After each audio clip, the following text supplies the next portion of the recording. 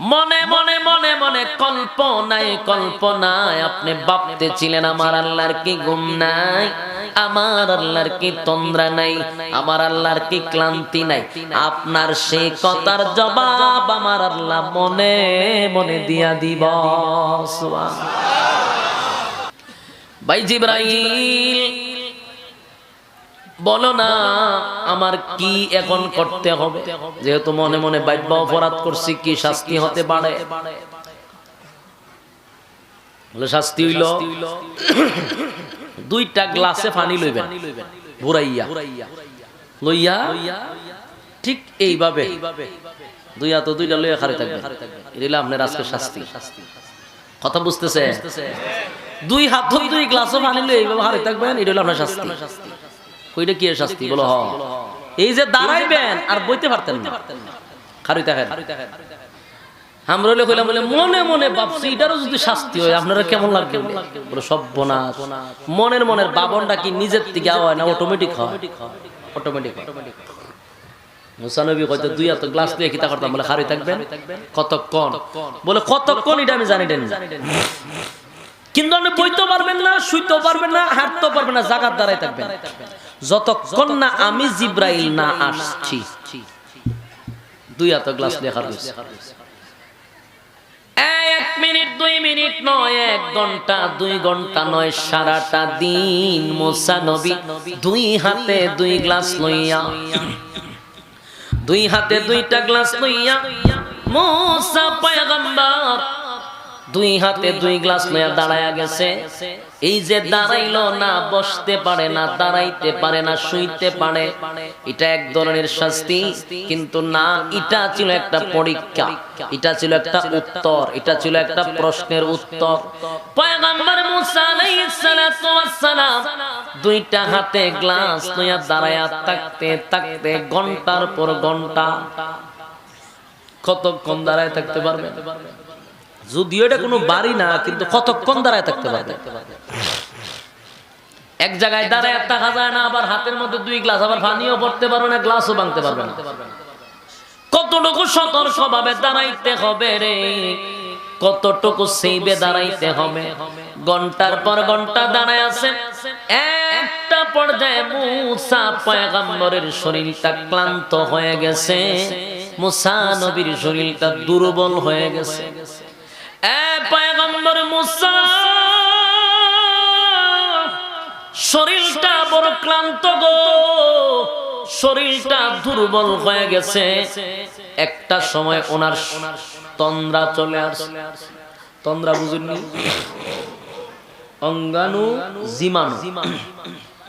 ওনার যখন তন্দ্রা চলে আসলো, একটা পর্যায়ে ওনার আর শরীরের কোনো ব্যালেন্স ঠিক রাখতে পারতেছে না। যখন হাতে 2টা গ্লাস লইয়া দাঁড়ায় আছে রে, শরীরটা ক্লান্ত হয়ে গেছে, আর শরীরের মধ্যে তন্দ্রা চলে আসছে। কারো যদি ঘুমে দৌড়ে বলুন তো দেখি, হাত পাও কি জাগাত থাকে? কথা হয় না? আমি এখন হাত এমনি দিয়া রাখছি, কিন্তু আমার যখন ঘুম আসবে হাতে কি হাত ইব থাকবো নাতে? আমার জিগাই বলছে আপনি যে ঘুমাইছে, আমি কি তা করতাম? আমি কি এমনি দিমু না এমনি থাকবো? এটা আপনি জিগাইব না অটোমেটিক? আপনি ঘুমাইছেন, আপনি ঘুমাইছেন, তো আমার আর ইতা করার দরকার নাই, আমিও যাই। ঠিক নেই? ছোটবেলা মাদ্রাসাত পড়তাম আমরা, তো পড়তে পড়তে আজকে এমন উগাইতাম, তো ঠাস করে ডেক্স বাড়ি খাইতাম, এমন বাড়ি খাওয়া হইতো। তো ফুলা মানা ছিল খুব সতার, যে আস্তে করে পুরান শিব সরাই লিত, আর বাড়ি ডেকে ডাইরেক্ট বেরিং দিয়ে খাইতাম। তো কেন খাইতাম? ইচ্ছা করে না, অটোমেটিক। আমি তো জানতাম এই কষ্ট পাবো থেকে ঘুমাইলাম, ঘুম তো আমার নিয়ন্ত্রণে না। আমি যে ঘুমাইছি অটোমেটিক আমার মাথাকে বাড়ি খায়, তার মানে ব্যালেন্স নাই শরীরে। আমার শরীরে আর কোনো এনার্জি নাই, ক্লান্তি, শরীরে ক্লান্ত চলে আসে। মুসা নবী যে এইভাবে দাঁড়াইছি, যখন ওনার শরীরে ঘুমাইছে তখন আত এমনে গেছে, যে এমনে গেছে 2 গ্লাস মাটি পড়ছে, বাংছে, পানি শেষ। জিবরাইল হাজির। কাম করলেন কি? আমি তো কইতারি না। কইতাছে না, বাংছেন কেমন? আমার ঘুম চলে আসছে, আমি ক্লান্ত ছিলাম, বলতে পারি না। তুমি যে আমার দাঁড় করাইয়া গেলা, এই যে খেরা করছো, আমার তার হুতার কথা কইছো না, বইবার কথা কইছো, এই যে খেরা করে তুইছো, এখন আমি কি হুতমু না বসমু না কিতা করব? কারণ আমার শরীর ক্লান্ত হইয়া ব্যালেন্স নাই হয়ে গেছে। জিব্রাইল কয় আমরা তো ভালো করছেন না, আপনারা না কইছি গ্লাস ভাঙন দিত না। কয় ভাই আমি তো ইচ্ছা করে করি নাই, আমার অজান্তে ঘুমের কারণে আমার এই শরীরে আমি নিয়ন্ত্রণ রাখতে পারছি না, আমার হাতের নিয়ন্ত্রণ আমার বাহিরে চলে গেছে। এই কথাটা বলার সাথে সাথে জিবরাইল আলাইহিস সালাতু ওয়াস সালাম বলেন, এ মুসা পয়গম্বর, মনে মনে মনে মনে মনে মনে কল্পনা করছিলে আমার আল্লাহ কি ঘুমায় না, আমার আল্লাহর কি তন্দ্রা নাই, ক্লান্ত নাই, ঘুম নাই, আমার আল্লাহর কি ঘুম নাই। মনে মনে ভাবছিলে আমার আল্লাহ মনে মনে জবাব দেওয়ার জন্য এই পরীক্ষার মধ্যে তোমারে ফলাইছে। এবার তুমি মনে মনে ভাবতে থাকো আমার আল্লাহর জবাব দেওয়ার দরকার নেই, তুমি মনে মনে ভাবতে থাকো দুইটা গ্লাস তোমার হাতে ছিল, দুইটা গ্লাসের নিয়ন্ত্রণ তোমার হাতে ছিল, তুমি দুইটা গ্লাসের নিয়ন্ত্রণ রাখছিলা। একটা সেকেন্ডের ঘুমের কারণে দুইটা গ্লাস হাত থেকে পড়ে ভেঙে গেল, নিয়ন্ত্রণ রাখতে পারো নাই, তুমি বলতেও পারো নাই, অটোমেটিক গ্লাস পড়ে ভেঙে গেল। তুমি বলতেছো তোমার কোনো দোষ নেই, কারণ ঘুমের কারণে হাতের নিয়ন্ত্রণ তোমার কাছে ছিল না, তাই তো দুটো গ্লাস পড়ে ভেঙে গেছে। এ মুসা,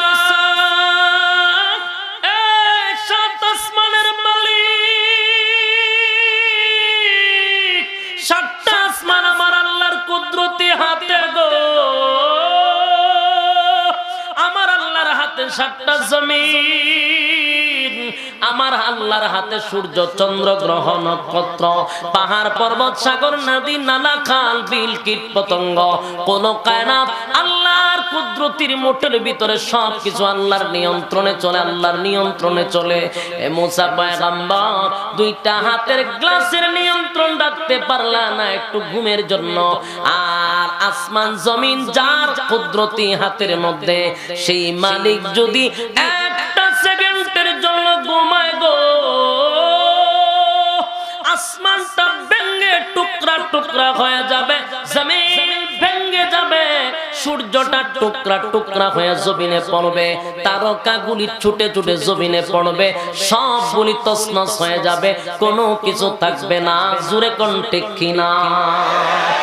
আরো জোরে বলেন আল্লাহু আকবার, আরো জোরে বলেন আল্লাহু আকবার, ঈমানের আওয়াজে বলেন আল্লাহু আকবার।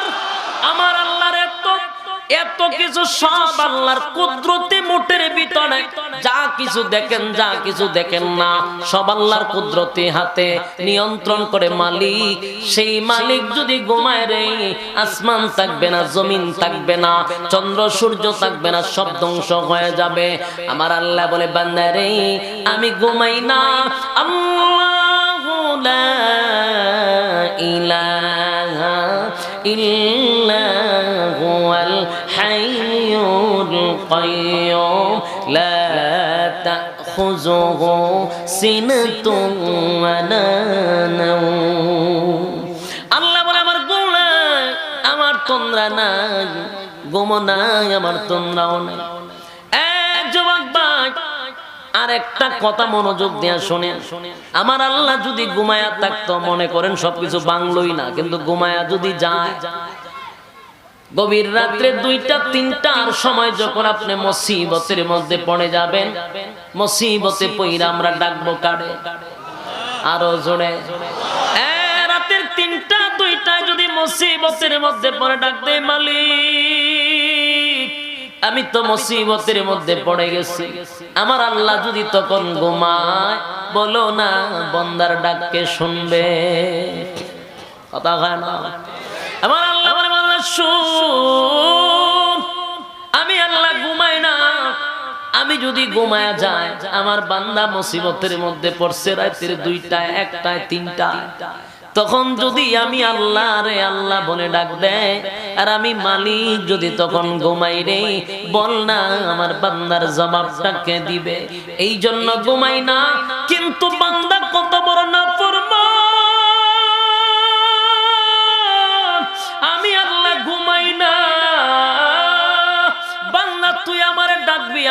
ঘুমাই না, তুই আমারে ডাকবি তোর ডাকের জবাব দেওয়ার জন্য। কিন্তু কত বড় নাফরমান, বিপদে পড়লে আমি আল্লাহর ডাক দেয় না, ব্যথা পাইলে আমি আল্লাহর ডাক দেয় না, মুসিবতে পড়লে সে বাবারে ডাক দেয়, পীররে ডাক দেয়, মান্নত করে অমুক বাবার দরবারে গুরু দিব, বস দিব। বিপদে পইরা মান্নত করা শুরু করে বাবার দরবারে, বিপদে পইরা সিন্নি দেয় বাবার দরবারে, বিপদে পইরা ডাকে পীর বাবারে। এ তুই যে তোর পীররে ডাক দিলি, আমি আল্লাহ তো ঘুমাই না, তোর পীররে যেই সময় ডাক দিলি তোর পীর নাক ডাইকা ঘুমায় গো। আমি আল্লাহর ঘুম নাই, আমি আল্লাহর তন্দ্রা নাই, আমি আল্লাহর ঘুম নাই। বান্দারে তোর মুখের দিকে তাকায়া থাকি, কোন সময় আমি আল্লাহরে আল্লাহ বলে ডাক দিবি। বান্দা আমি তাকায়া থাকি, আমি আল্লাহরে কোন সময় ডাক দিবি। কিন্তু বান্দা মাসের পর মাস যায়, বছরের পর বছর যায়, আমার দেওয়া নিয়ামত বান্দা খায়, আমার জমিনে হাঁটে, আমার দেওয়া নিয়ামত খায়, সব বুক করে আমার, কিন্তু একটা বারের জন্য আমি আল্লাহরে সে সময় দিতে রাজি না। এ যুবক ভাই, আল্লাহ বলে বান্দা শুন, অনর্থক তোরে দুনিয়ায় পাঠাই নাই, অনর্থক তোরে বানাই নাই, অনর্থক তোরে দুনিয়ায় পাঠাই নাই। খাও দাও পড়তে করো, দুনিয়াটা মস্ত বড়, এমন স্লোগানের জন্য তোরে পাঠাই নাই।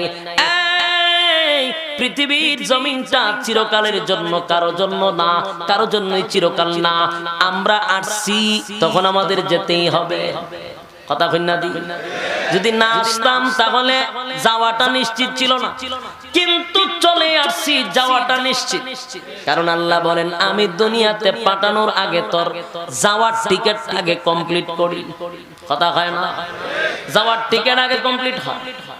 এ যুবক ভাই, থাকবো না এটা সত্য, থাকবো না চিরসত্য, চিরসত্য, এর মধ্যে কোনো সন্দেহ আছে? কেউ থাকতে পারছে? আমাদের বাবারা থাকতে পারছে, দাদা থাকছে, নানা থাকছে, কেউ থাকতে পারে নাই।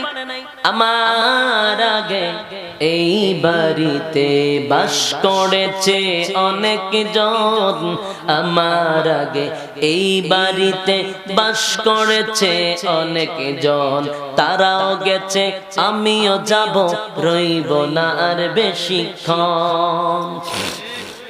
থাকতে পারবে না, টাকার জায়গা নয় গো।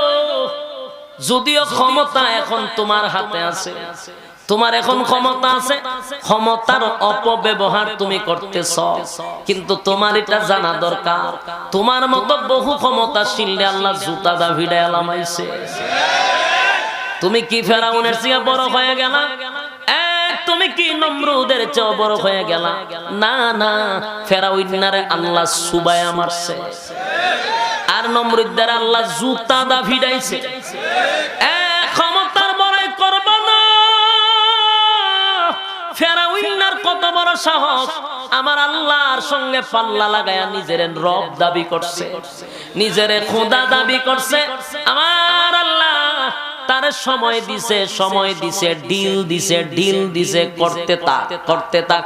90,000 শিশু ফেরাউনা জবাই করছে মুসা নবীর আটকানোর জন্য। আল্লাহ কয় রাখে আল্লাহ, কথা কয় না, বলুন রাখে আল্লাহ, মারে কে? ফেরাউনা চায় মুসা পয়গম্বর যেন দুনিয়ায় না আসে। গণক তারে জানায়া দিছে এমন একজন লোক আসবে, আপনার রাজত্ব সব কাবু করে ফেলাইবো, আপনারা জুতা দা ভিড়াইবো। কিন্তু আইতাছে, সেদিন থেকে 90,000 শিশু জবাই করে নদে বাসায়া দিছে, ইতিহাস রেকর্ড করছে। কিন্তু আল্লাহ কয় ফেরাউনা রে, 90,000 শিশু মারলে আমার পয়গম্বর আটকানোর জন্য, সেই যারে মারার জন্য তুই 90,000 শিশু মারলি, তারই তোর ঘরে লালন পালন করব, তোর খাওয়াইয়া তোর ফরাইয়া বড় কইরা তোরে সাইজ করাবো। মুসা নবী ফেরাউনের ঘরে বড় হইছে, ফেরাউনের খাইছে, ফেরাউনের পড়ছে, শেষে ফেরাউনারে নীল নদে ফালাইয়া সুবাইছে। কথা খাওয়া আল্লাহ কি ছাইরা দেয় না ছাড় দেয়? আল্লাহ ছাড় দেয়, কিন্তু ছেড়ে দেয় না। যারা বেশি লাফান, লাফানির সুযোগ দেলা লাফাইতে থাক, ডিজে গানের আয়োজন কর, লঙ্গি ডান্স দে, কোনো অসুবিধা নাই। লঙ্গি ডান্স করতে থাক, কোনো অসুবিধা নাই। কিন্তু লঙ্গি ধরে যাওয়া টান দিব শেষ। কথা এখন ঠিক নেই। আল্লাহ কয় আমি ছাড় দেই, কিন্তু ছাইরা দেই না। নমরুদ দারে ছাড় দিছি, নমরুদ দাও ফল্টিবাজি কম করছে না, তীর মারছে আসমানের দিকে, আল্লাহ মাইরা লইছি। চিন্তা করছে কত ভাগ, তীর মারছে আসমানের দিকে। আল্লাহ কয় আর বড় শখ আমারে মারতো, তুই রক্ত লাগাইয়া দে। দিছে রক্ত লাগাই, এখন তীরের মাথাত রক্ত দেখে সাথে সাথে ডিজে গানের আয়োজন করছে, ডান্স তো পাগলো ডান্স। এই ইচ্ছা মতো নাচা শুরু করছে, নাচস কাকা, আল্লাহ মাইরা লইছি। কেমনে বুঝছো রক্ত লাগায়? আল্লাহ রক্ত লাগাইয়া দিছি এ নাচবার লেগে, নাচতে থাকতে হে নাচে, নাচতে নাচতে নাচতে আল্লাহ শেষে দিয়া মশারে দিয়া এর মগজ নিয়া ডিজে গানের আয়োজন করছে। শেষে আল্লাহ কিতা করছে, মশা এও কোন বালা বংশের, কিতাবও দেখছি লেখা আছে কোন বালা বংশের মশা না, এটা একটা প্রতিবন্ধী ছিল, ফাওয়া ছিল একটা এরকম একটা ফসা ল্যাংরা মশা, না খায় তার ডুইকা মগজ বইয়া ডিজে গান গায়। যখন মগজের ভিতরে ডিজে গান গায়, হে ওই গানের তালে তালে হে নাচে। এ সংসদ ভবন বইছে মন্ত্রী লইয়া, তখন হে নাচে, মানে যখন সব বনের দিয়ে ভাগ হইয়াছে, বলে প্রভু মান দিয়ে ভাগ, জুতাতে বাড়ি মার। যখন নাচে মানে জুতাটা বাড়ি দেয়, জুতাটা বাড়ি দিলে বেতা জায়গা কমে, সব বনাশ করে বাইরেতে থাক। এমন বেজ্জতি পার্লামেন্টের সামনে প্রধানমন্ত্রী রে, এ হইলো প্রেসিডেন্ট, প্রেসিডেন্টের জনগণ জুতাদা ফিডায়, মজুতি লাগে, খারাপ না। কারণ ভিতরে তো ডিজে গান গাইতেছে, শেষে জুতাদা ফিডাইছে নি, জুতাদা ফিডাইতে ফিডাইতে মানুষ গেছে বিরক্ত হইয়া। পরে একজনে কই রে, যতদিন থাকবো আমরা বিরক্ত হবে, কাম করে শেষ করে না। বলে কেমনে শেষ করতাম? বলে জুতার বদলা মুগুর লইয়া বাড়ি মা। পরে মুগুর একটা লইয়া যখন বাড়ি মারছে, মাথা দুই ভাগ হয়ে গেছে। মশা ছায়া যে উপরে ছাদ নাই, মশা সিদ্ধান্ত নিয়ে নিয়েছে এরকম একটা নোংরা পরিবেশ আমি থাকবো না। প্রতিবন্ধী হইতে পারি, কিন্তু এরকম নোংরা পরিবেশে থাকবো না। মশা গেছে, নমরুদা শেষ নি, জনমের শেষ।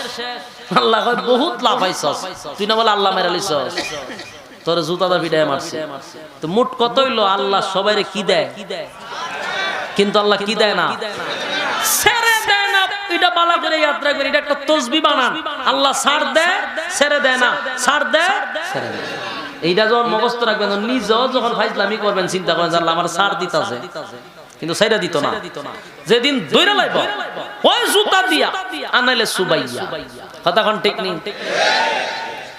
এই যুবক ভাই, আমি আপনাদের কাছে একটা কথা অনুরোধ করে বলে যাই, পৃথিবীতে কেউ টিকতে পারে নাই, ক্ষমতা দিয়েও পারে নাই, কোন ভাবে পৃথিবীতে কেউ টিকতে পারে নাই।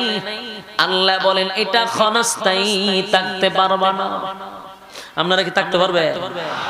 আমরা চলা ফেরা উঠা বসায় বোঝা যায় আমরা আসলে যাইবার লেগে আইছি না, আমরা থাকবার লেগে আইছি, ঠিক না? আমরা দেখলে বোঝা যায় না যে আমরা যাবো। এই মেয়ে আমার কত উত্তর দিয়েন বাইবা টাইবা। আমরার হালত চলাফেরা দেখলে বোঝা যায় আমরা আসলে যাইবার নিয়ত নাই, কেউ যাইবার নিয়ত নাই, থাকবো থাকবো মরতাম না, এই আমরার মনে মনের কথা। আমরা যাব না, বলেন আমরা নিয়ত কি আমরা যাব, কিন্তু আমরা যাইতেছি। বলেন আমরা কি করতেছি, কেমনে যাইতেছি, এটা একটা ব্যাখ্যা না দিলে বুঝতেন না। আমার যে গাড়ি আছে, আর আপনার এই গ্রামটার নাম কি? বলরা। বলার একজন জোর করে আমার গাড়িতে মনে করেন তুলছি, তুললে আমি ডাকার দিকে যাইতেছি, গ্লাসটা খুলে দিছি, হ্যাঁ মাথা বাইর করে কইতেছে আমি যাব না যাব না। বলরার বেটায় চিল্লায় আমি যাব না যাব না, আর আমি ড্রাইভারে বলছি গাড়ি ছাড়, ড্রাইভারে দিছে গাড়ি ছাইরা, কিন্তু হ্যাঁ কি কয়, জোরে বলেন যাব না, গাড়ি যাইতেছি নি, হ্যাঁ কি তা কয়, কথা বলেন হ্যাঁ কি কয়, যাব না যাব না, কিন্তু যাইতেছি নি, হ্যাঁ যায় না, গাড়ি যা, কি যা, গাড়ি যা, কিন্তু একই কয় যাব না, কিন্তু গাড়ি তো যাইতেছে। ঠিক আমরা দুনিয়াতে আসার পরই যাব না যাব না, কিন্তু আমরা যেমন লাগতো না, আমরা হায়াতের গাড়ি প্রতি সেকেন্ডে যাইতেছে। কথা বলে এই যে এখানে বসে রয়েছেন, যতক্ষণ বসে রয়েছেন আমরা কিন্তু আখিরাতের দিকে যাইতেছি। যারা রাস্তাঘাটে অনর্থক দাঁড়ায় কথা বলতেছে এরাও কিন্তু যাইতেছে। হায়াত কি থাইমা থাকে? প্রতি সেকেন্ডে আমরা যাইতেছি কোথায়? আখিরাতের দিকে যাইতেছে। কিন্তু এখানে বৈশা যতক্ষণ রইছেন আখিরাতের দিকে গেছেন, যারা দাঁড়ায় ছিল এরা আখিরাতের দিকে গেছে না। কোন দেশে গেছে? যেখানেই তো যাইতেছে, তো মানে দুনিয়ার দিকে যাইতেছে। রাস্তাঘাটে যারা ঘুরতেছে অনর্থক এরাও যাইতেছে, যারা বিভিন্ন গুনাহে লিপ্ত তারাও যাইতেছে, যারা জেনা ব্যভিচারে লিপ্ত তারাও যাইতেছে, যারা আল্লাহর রাস্তায় জড়িত তারাও যাইতেছে। সব যাওয়া কি সমান? কোন সব যাওয়া কি সমান না। এখান থেকে ঢাকায় কেউ যায় রিক্সা দিয়া, কেউ যায় ভ্যান গাড়ি দিয়া, কেউ যায় গরু গাড়ি দিয়া, কেউ যায় 90 গাড়ি দিয়া, কেউ যায় এসকরল্লা দিয়া, কেউ যায় একটু প্রিমিও দিয়া, কেউ যায় প্যারাডো দিয়া। সব যাওয়া কি সমান? এটা বুঝেন না কেন? রাস্তাঘাটে ঘুরতেছেন অনর্থক, সময় যাইতেছে কিন্তু যাইতেছেন ঠিকই, কিন্তু সব যাওয়া সমান না। কেউ যাইতে যাইতে খমর ভাঙ্গা লাই কথা কই না, বাঙ্গা রাস্তার গরুর গাড়িতে যায় খমর ভাঙ্গা ডাহা গিয়া হচ্ছে, খমর নাই, অর্ধেক খমর লয়ে গেছে। আর কেউ গেছে এসির বাতাস খাইতে খাইতে। দুনো যাওয়া কি সমান? এইটা বুঝলেই চলবার কিছু লাগতো না। বলুন আমরা যাইতেছি কিনা? আজকের আলোচনা এতটুকু বুঝছেন যে আমরা প্রতি সেকেন্ডে যাইতেছি, কিন্তু আমরা মুখ বলে যাব না, আমরা অন্তর বলে যাব না। আমরা যাব লাইছি কিন্তু যাইতেছি। বলুন কি করতেছি? যুবক ভাই, সময়টা আমাদের একটা সেকেন্ডের জন্য থামে না, প্রতি সেকেন্ডে যাচ্ছি রে। গাড়ি আমাদের চলতেছে, এটা হলো হায়াতের গাড়ি, চলতেছে তো চলতেছে। যেদিন স্টেশনে দাঁড়ায়া যাবে সেদিন আর উপায় নাই, সেদিন আর উপায় নাই। যুবক ভাই, এই জন্য আপনাদের হাতে পায়ে ধরে বলি, বিরক্ত হইতাছে। মুসা নবীর ব্যাপারটা বলছিলাম, ইয়াদ আছে কথা কই না? আল্লাহ বলে বান্দা শুন, আমি আল্লাহর ঘুম নাই তন্দা নাই, ঘুম নাই তন্দা নাই, আমি আল্লাহ ঘুমাই না। বান্দার মুখের দিকে তাকায়া থাকি, কোন সময় বান্দা আমারে আল্লাহ বলে ডাক দিবে। এবার মুসা পয়গম্বর মনে মনে ভাবতেছিল কথা তো সত্য, আমার আল্লাহ যদি একটা সেকেন্ডের জন্য ঘুমায় যায় গো, তাহলে আসমানটা ভেঙে যাবে, জমিনটা ভেঙে যাবে, সূর্যটা টুকরা টুকরা হবে। কারণ দুইটা হাতে গ্লাস লইয়া দাঁড়াইছিলাম, ঘুমানোর কারণে হাতের নিয়ন্ত্রণ হারাইয়া দুই গ্লাস ভাঙছে। আর আল্লাহ যদি ঘুমায়, আসমানটা নিয়ন্ত্রণের বাহিরে, সূর্য চন্দ্র গ্রহ নক্ষত্র সব নিয়ন্ত্রণের বাহিরে। তাই আমার আল্লাহ ঘুমায় না, আমার আল্লাহর তন্দ্রা নাই, আমার আল্লাহর ক্লান্ত নাই। আল্লাহু লা ইলাহা ইল্লা হুয়াল হাইয়ুল কাইয়্যুম লা তাখুযুহু সিনাতুন ওয়া লা নাওম। আল্লাহর ঘুম নাই, তন্দ্রা নাই। যুবক ভাই, বেঈমানদের প্রথম প্রশ্ন ছিল আপনার আল্লাহ কয়জন? আল্লাহ কয় আল্লাহু লা, আল্লাহ বলেন কুল হুয়াল্লাহু আহাদ। নবী আপনি বলুন আমি একক অদ্বিতীয়, আমি আল্লাহ আল্লাহুস সামাদ, আমি অমুকাফেক্কি, লাম ইয়ালিদ ওয়া লাম ইউলাদ, আমি আল্লাহ জন্ম নেই নাই, কাউকে জন্ম দেই নাই, ওয়া লাম ইয়াকুল লাহু কুফুয়ান আহাদ, আমি আল্লাহর সমতুল্য কেউ নাই। আর আল্লাহ বলেন আমি আল্লাহর ঘুম নাই, তন্দ্রা নাই। আল্লাহু লা ইলাহা ইল্লা হুয়াল হাইয়ুল কাইয়্যুম লা তাখুযুহু সিনাতুন ওয়া লা নাওম, আমি আল্লাহর ঘুম নাই, আমি আল্লাহর তন্দ্রা নাই। বলুন তো দেখি এতক্ষণের আলোচনায় এরা যা বলছিল তার জবাব আপনারা পাইছেননি? কথা কইন না। এখানে দুইটা ব্যাখ্যা হলো, একটা হলো সরল তরজমা, আর একটা হলো তারা যা বলছিল তার ব্যাখ্যা আল্লাহ দিয়া দিছে। কথা কোন ঠিক? এখানে দুইটা বিষয় বুঝাইছি, একটা হইলো এই প্রতিটা আয়াতের অর্থ বুঝাইয়া দিলাম। দুই নাম্বার হলো তারা যে প্রশ্ন করছেন প্রশ্নের জবাবে আল্লাহ কি উত্তর দিল সেটাও শোনায়া দিলাম। এখন আসুন এই সূরাটার কিছু ফজিলত সম্পর্কে আলোচনা করি। ধৈর্য আছেন আপনারা না বিরক্ত লাগতেছে? সাইরা দিতাম নি, সাইরা দিলে আমার ডাবল সুবিধা। আমার প্রায় 9 থেকে 8 ঘন্টা সময় লাগছে আপনার এখানে আসতে, আবার আপনার এখান থেকে যাইতেই বাবা, আমার অস্তিত্ব নাই। বাংলাদেশটা খুব উন্নয়নের দেশ, তো আইতে গেলে আমরা অনেক উন্নয়ন ঠেলায় আসতে হয় ভাই, কিছু করার নাই। অনেক উন্নয়ন সামনে পড়ে, অনেক উন্নয়ন ঠেলায় আসতেছে, কিন্তু লাস্ট দিকে না এসে গাড়ি কথা কওয়া শুরু করছে। গাড়ির কথা তো আবার সবাই শুনে না, আমি বুঝি জিগায় কথা কষ্ট করে হুজুর সামনে উন্নয়ন উন্নয়ন উন্নয়ন কথা বুঝতেছেন। এই জায়গাটা আবার আসতে আরো সময় লাগছে আমার, কারণ উন্নয়ন ঠেলায় আইতেছে। তো আমার কিন্তু বিরক্ত লাগার কথা, কিন্তু আপনারা বিরক্ত হন তাহলে আমার ডাবল কিন্তু সুবিধা। মানে আপনারা কি বিরক্ত হইতেছে? শেষ কথা বলি আপনাদেরকে শোনায়া দেই। আমরা কয়েকটা সাবজেক্ট বুঝলাম। এক নাম্বার হলো সূরার নাম সূরা ইখলাস, এর মানে হলো একেবারে নির্ভেজাল আল্লাহর সন্তুষ্টির জন্য। দুই নাম্বার শানে নজুল, কেন নাজিল হইল? রাসূল এক আল্লাহর দাওয়াত দেয়, তারা 360 জন মানে ওইগুলার প্রেক্ষাপটে আল্লাহর নবীরে প্রশ্ন করা শুরু করছিল। তখন আল্লাহ সূরা ইখলাস নাজিল করছিল। তারা প্রশ্ন করলো কয়জন? আল্লাহ কয় একজন। বাচ্চা কাচ্চা আছেন, আল্লাহ জন্ম দেই নাই, জন্ম নেই নাই। আল্লাহ বলেন আমার সমতুল্য আর কেউ নাই। এখন আসুন, ফজিলত সম্পর্কে কিছু জানার দরকার আছে নি? তাহলে শুনুন ফজিলত সম্পর্কে রাসূল কি বলেন। আল্লাহর নবী বলেন তাআদিলু সূরাতুল ইখলাস সুলুসুল কোরআন। আল্লাহর নবী বলেন সূরা ইখলাস যদি কোন বান্দা বান্দি, কোন উম্মত যদি আমার 3 বার পড়ে, কমপক্ষে সূরা ইখলাস যদি প্রতিদিন 3 বার পড়ে গো, প্রত্যেকের আমলনামায় আমার আল্লাহ একটা কোরআনের খতমের সওয়াব আমলনামায় লিখে দেয়। 3 বার যদি কেউ পড়ে, একটা খতম কোরআনের সওয়াব দিয়া দিবে। খুশি না বেজার? পড়তে রাজি আছিনি? পড়ুন আমার সঙ্গে, কুল হুয়াল্লাহু আহাদ আল্লাহুস সামাদ লাম ইয়ালিদ ওয়া লাম ইউলাদ ওয়া লাম ইয়াকুল লাহু কুফুয়ান আহাদ।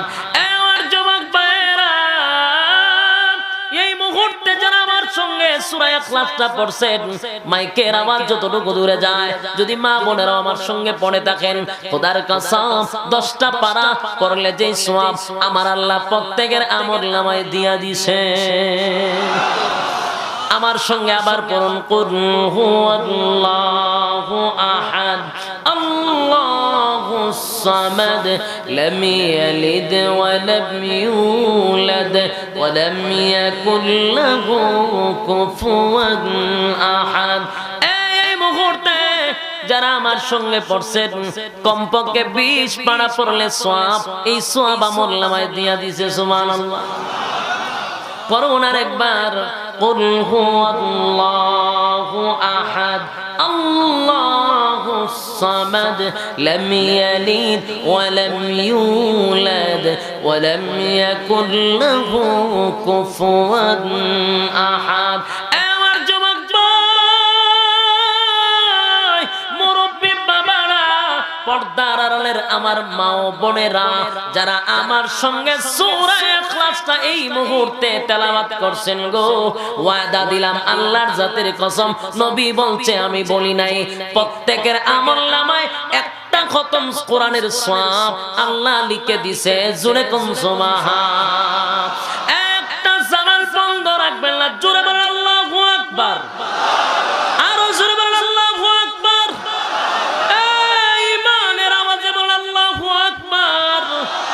আমার আল্লাহ বলেন প্রত্যেকের আমলনামায় আমি একটা খতম কোরআনের সওয়াব দিয়া দিছি। আমি আপনাদের কাছে জানতে চাই, এই যে 3 বার পড়লাম গো, বলুন না কয় ঘন্টা লাগছে? কথা হয় না?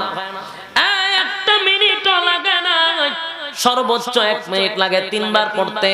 3 বার পড়লে যদি 1 মিনিট লাগে, 1 মিনিটে একটা খতম কোরআনের সওয়াব আমলনামায় চলে আসে। আমাদের জীবনে কত সময় মানুষের গীবত করতে কাটায়া দেই, কত সমালোচনায় কাটায়া দেই।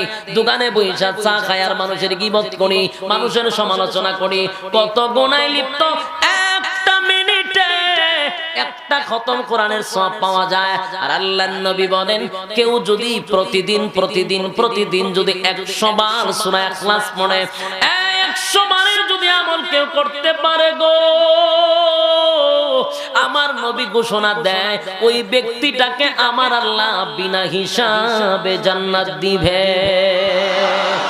একটা জবান বন্ধ রাখবেন না, আল্লাহু আকবার। এবার জবান পায়রা প্রতিদিন একটা বার না হয় কমপক্ষে 3 বার, উপরে হইলো 100 বার। 100 বার পড়তে আমরা অনেক যুবক বলবে হুজুর 100 বার পড়ার তো সময় নেই, আমরা খুব ব্যস্ত, আমরা চাকরি করি, আমরা ব্যবসা করি, আমরা কৃষি কাম করি, আমরা ওইটা করি, আমরা সেটা করি, বিভিন্ন অজুহাত আমার সামনে দড়ায়া দিবেন। আমি আমার সেই ভাইগুলাকে বলি তোমাকে 100 বার পড়তে যদি এত ব্যস্ততা তুমি হও, তোমার কাছে আমার জানার দরকার 90 মিনিট খেলাটা তুমি কেমনে দেখো।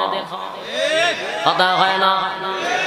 যে 90 মিনিট খেলা তুমি দেখো গো, তুমি অত চাকরি করো, 90 মিনিট খেলা যে দেখে সেও চাকরি করে, 90 মিনিট খেলা যে দেখে সেও কিন্তু ব্যবসা করে, 90 মিনিট যে খেলা দেখে সেও কিন্তু কৃষি কাজ করে, 90 মিনিট যে খেলা দেখে সেও কিন্তু বিভিন্ন জায়গায় সময় ব্যয় করে। আমার প্রশ্ন হলো দুনিয়ার দিকে 90 মিনিট নয়, 90 মিনিটের পরে এক্সট্রা বোনাস সময়টাও কিন্তু দেখে। কথা হয় না? লস টাইম আছে না নাই? এগুলাও তুমি দেখো। আমার প্রশ্ন হলো এখানে এত সময় তুমি দিতে পারলা, জানার দরকার 100 বার সূরা ইখলাস পড়লে তোমার তো 1 ঘন্টাও সময় লাগবে না, আর 100 বার পড়লে আমার নবী বলেন বিনা হিসাবে জান্নাত। এবার আসুন বলো জোরে 100 বার কেমনে পড়বো গো? আমি তোমাদেরকে যদি বিষয়টা একটু ক্লিয়ার করে দেই, মুরব্বী যারা আছেন, যারা কৃষি কাজ করেন অথবা অনর্থকই থাকেন, বেহুদা গল্প করবেন না, দোকানে বসে চা খাইয়া আরেকজনের সঙ্গে গীবত করবেন না, অনর্থক কথা বলবেন না, অনর্থক সমালোচনা করবেন না। আমার যুবক ভাইরা, অনর্থক কথা বলবেন না, অনর্থক সময়টা নষ্ট করবেন না, দোকানে বৈশা মানুষের গীবত করবেন না। যতটুক সময় পাবেন আপনাদের কাছে আমার আবদার, যেই সময়টাই পাবেন ওই সময়টাতে একা একা সূরা ইখলাস পড়তে থাকবে। পারবেন নি? যারা কৃষি কাজ করেন, খেতে গেছেন কৃষি কাজ করার জন্য, অনর্থক কথা বলবেন না, হাত পাও দিয়া কাজ করবেন, মুখ দিয়া আল্লাহর নামের সূরা ইখলাস পড়তে থাকবেন। সুবহানাল্লাহ। পড়তে থাকেন, অভ্যাসে পরিণত করেন। দুনিয়া তো সম্মান, পরকালও সম্মান বেড়ে যাবে।